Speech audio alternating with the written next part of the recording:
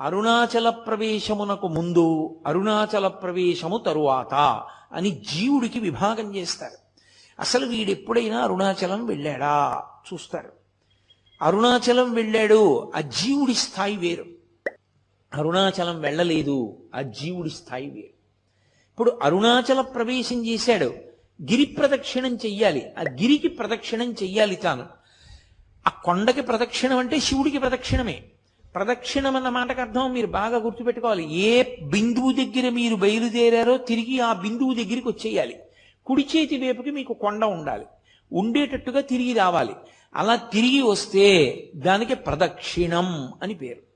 ఆయన అన్నాడు, కలియుగంలో ఈ అరుణాచల పర్వతం చుట్టూ ఎవరు ప్రదక్షిణం చేస్తారో వాళ్ళందరికీ కూడా 100 అశ్వమేధములు 100 వాజపేయములు చేసిన ఫలితం వేస్తాను.